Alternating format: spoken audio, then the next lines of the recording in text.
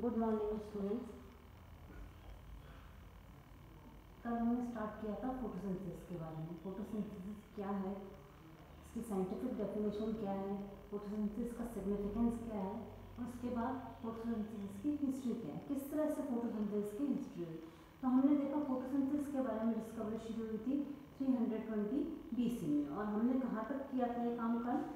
हमने ये पढ़ाई की थी आइसबर्ग ने, जो कि एक जर्मन एग्रीकल्चरल केमिस्ट थे। उन्होंने ये बताया था कि कार्बन डाइऑक्साइड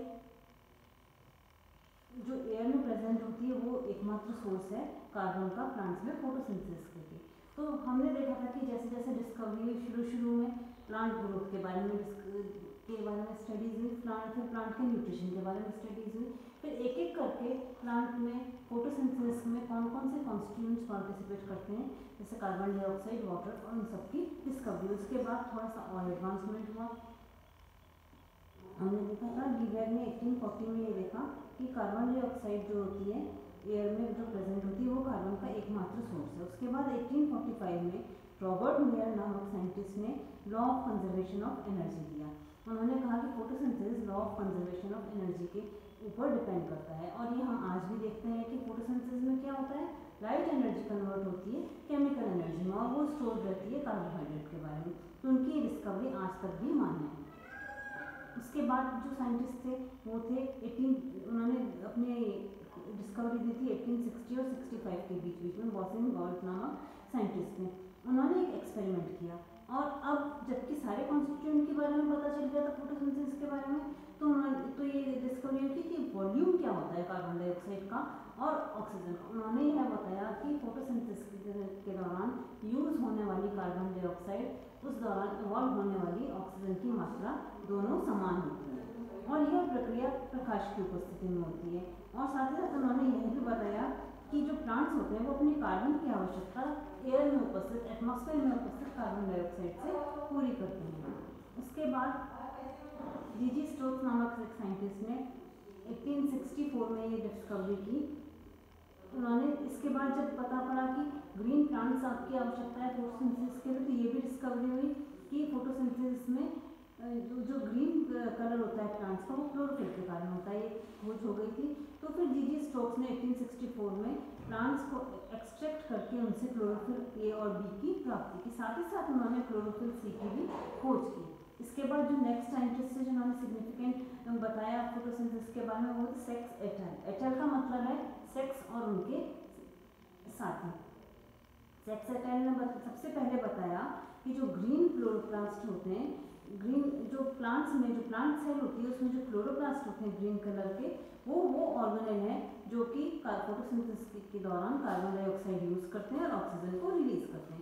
साथ ही साथ उन्होंने यह भी बताया कि फोटोसिंथेसिस में जो फर्स्ट स्टेबल या फर्स्ट विजिबल प्रोडक्ट होता है वो स्टार्च होता है। तो इन साइंटिस्ट ने क्या बताया, उन्होंने सबसे पहले बताया कि सेल में जो ग्रीन क्लोरोप्लास्ट होता है वहाँ यह फोटोसिंथेसिस की प्रक्रिया या कार्बन डाइऑक्साइड अपटेक और ऑक्सीजन इवॉल्व होने की प्रक्रिया होती है। साथ ही साथ फोटोसिंथेसिस के दौरान सबसे पहले स्टार्च का निर्माण होता है। उसके बाद एंगलमैन ने जो हम एक्शन स्पेक्ट्रम ऑफ फोटोसिंथेसिस देखते हैं उसको ड्रॉ किया या प्लॉट किया।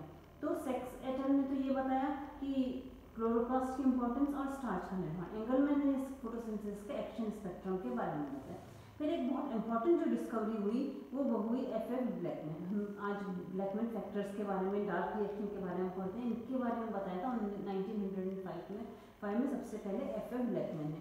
उन्होंने बताया कि फोटोसिंथेसिस जो होता है वो एक स्टेप प्रक्रिया नहीं है बल्कि वो 2 स्टेप्स में पूरा होता है, 2 बार में पूरा होता है, जिसमें कि 2 रिएक्शन होती है, एक डार्क रिएक्शन और एक लाइट रिएक्शन। जो ये फोटोकेमिकल रिएक्शन है, लाइट रिएक्शन होती है, उसके बाद डार्क रिएक्शन होती है। और उन्होंने साथ ही लिमिटिंग फैक्टर्स का भी लॉ के बारे में बताया।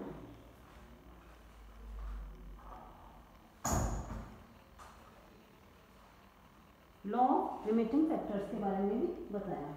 फिर एक साइंटिस्ट थे विलस्टाटर एंड स्टॉल। उन्होंने 1913 और 1918 में क्लोरोफिल के बारे में विस्तृत अध्ययन किया, डिटेल्ड स्टडी की क्लोरोफिल के बारे में। और उन्होंने बताया कि उन्होंने क्लोरोफिल के केमिकल कंपोजिशन के बारे में और उनके फंक्शनिंग के बारे में बताया। तो ये डिस्कवरी 1913 और 18 में। उसके बाद वॉलबर्ग ने 1920 में यह बताया कि ग्रीन एल्गा जो क्लोरेला होती है वो फोटोसिंथेसिस के लिए एक बहुत यूजफुल मटेरियल है। तो यहाँ तक ये डिस्कवरी हो गई कि प्लांट्स में जो होते हैं, सेल में जो होते हैं, कौन सा ऑर्गेनेल इंपॉर्टेंट होता है, कहाँ फोटोसिंथेसिस होती है, एक्शन स्पेक्ट्रम, और 2 स्टेप्स, एक लाइट रिएक्शन और एक डार्क रिएक्शन। फिर 1931 में वॉन नील नामक एक साइंटिस्ट थे, उन्होंने ये बताया कि फोटोसिंथेटिक बैक्टीरिया जो होते हैं वो हाइड्रोजन सल्फाइड की उपस्थिति में कार्बन डाइऑक्साइड का फिक्सेशन करते हैं। कार्बन डाइऑक्साइड फिक्सेशन क्या होता है? कार्बन डाइऑक्साइड का कार्बोहाइड्रेट में बदलना कार्बन डाइऑक्साइड फिक्सेशन कहलाता है। तो वॉन नील ने बताया कि जो बैक्टीरिया होते हैं, फोटोसिंथेटिक बैक्टीरिया होते हैं, वो H2S की उपस्थिति में यानी वाटर की अनुपस्थिति में और H2S की उपस्थिति में कार्बन डाइऑक्साइड फिक्स करके कार्बोहाइड्रेट का निर्माण कर सकते हैं। इस प्रक्रिया में ऑक्सीजन इवॉल्व नहीं होती और इसमें जो ऑक्सीजन की बजाय हमको जो प्रोडक्ट मिलता है वो एक सल्फर भी होता है, कार्बोहाइड्रेट और सल्फर की प्राप्ति होती है।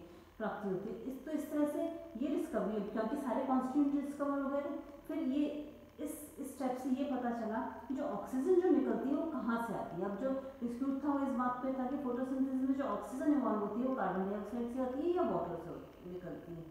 तो जो वॉन नील के एक्सपेरिमेंट से ये पता चला कि जो ऑक्सीजन होती है वो वाटर मॉलिक्यूल से नहीं निकल के कार्बन डाइऑक्साइड से प्राप्त होती है, क्योंकि उन्होंने जो एक्सपेरिमेंट किया उन्होंने वाटर मॉलिक्यूल था ही नहीं, उन्होंने सल्फर बैक्टीरिया पे एक्सपेरिमेंट किया था। उसके बाद आया 1932 में एमर्सन एंड एडलॉन का इफेक्ट। अपन सब जानते हैं एमर्सन इफेक्ट या रेड ड्रॉप इफेक्ट के बारे में, तो उसकी डिस्कवरी हुई थी 1932 में। उन्होंने क्या बताया था, जैसे कि आज अपने को पता है लाइट रिएक्शन होती है जो 2 फोटोकेमिकल प्रोसेस के बारे में के द्वारा बनी हुई थी, जैसा फोटोसिस्टम फर्स्ट और फोटोसिस्टम सेकंड। उसके बाद 1937 में रॉबर्ट हिल ने अपनी खोज के बारे में बताया। रॉबर्ट हिल, जैसा कि आज हम पढ़ते हैं कि जो लाइट रिएक्शन होती है उसको हिल रिएक्शन कहा जाता है, ये क्योंकि रॉबर्ट हिल ने सर्वप्रथम इसके बारे में बताया था। उन्होंने बताया था कि जो आइसोलेटेड क्लोरोप्लास्ट होते हैं या फिर पूरे की पूरे सेल होते हैं वो प्रकाश की उपस्थिति में कार्बन डाइऑक्साइड नहीं होने पर भी ऑक्सीजन इवॉल्व करते हैं। साथ ही साथ उन्होंने बताया इसके लिए इलेक्ट्रॉन एक्सेप्टर होना जरूरी है। फिर उन्होंने इसके लिए जो एल्गी यूज की थी वो थी स्टीलेरिया मीलिया। उसके बाद साइंटिस्ट आए रुकैन, हसीद एंड कैमल 1941 में। उन्होंने बताया कि जो ऑक्सीजन है वो फोटोसिंथेसिस के दौरान वाटर से आती है। तो जो पहले जो वॉन नील के टाइम में डिस्कवरी हुई थी, उन्होंने कहा था कि हाइड्रोजन सल्फाइड की उपस्थिति में हाइड्रोजन सल्फाइड जब यूज़ करते हैं तो ऑक्सीजन इवॉल्व नहीं होती। तो फिर उन्होंने बताया इस डिस्कवरी से ये पता चल गया कि जो ऑक्सीजन है वो फोटोसिंथेसिस के दौरान वाटर से आती है, कार्बन डाइऑक्साइड से नहीं आती है। फिर अर्नल, एलन और वर्कले ने बताया कि fixation of CO2 bye chloroplast. उन्होंने ये बताया कि क्लोरोप्लास्ट में radio active labelled carbon dioxide use करके कार्बन डाइऑक्साइड की फिक्सेशन के बारे में बताया।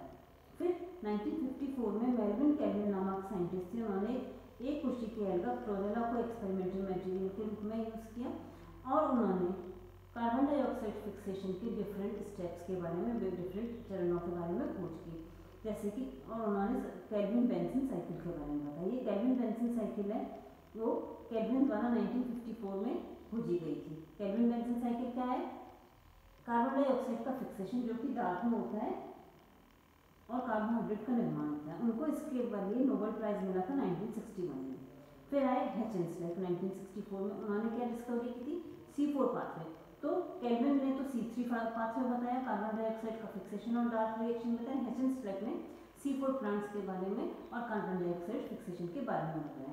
हुबर, माइकल एंड डेसनॉर ने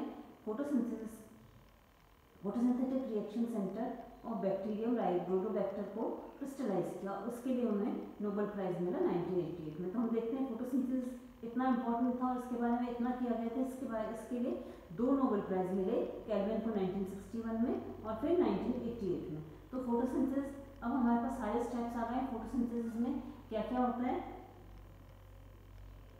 सबसे पहले कार्बन डाइऑक्साइड जरूरी है, वाटर मॉलिक्यूल जरूरी है, क्लोरोफिल जरूरी है, लाइट की प्रेजेंस जरूरी है, इसके द्वारा बनता है कार्बोहाइड्रेट और वाटर मॉलिक्यूल। इसमें ऑक्सीजन इवॉल्व होती है। साथ ही साथ इसमें ऑक्सीजन इवॉल्व होती है, वो कहाँ से आती है? वो कार्बन डाइऑक्साइड से नहीं आकर वो वाटर मॉलिक्यूल से मिलती है। एक और बात जो इसमें निकल के आई है कि फोटोसिंथेसिस दो स्टेप्स में होती है, लाइट रिएक्शन और डार्क रिएक्शन। लाइट रिएक्शन में क्या होता है, जैसा कि हम आगे पढ़ेंगे, एटीपी और NADPH2 का निर्माण होता है। और डार्क रिएक्शन में क्या होता है, जो कि ब्लैकमैन द्वारा खोजी गई थी, कि डार्क रिएक्शन में जो कार्बन डाइऑक्साइड होती है वो एटीपी और NADPH की मदद से कार्बोहाइड्रेट्स में परिवर्तित होती है। Thank you.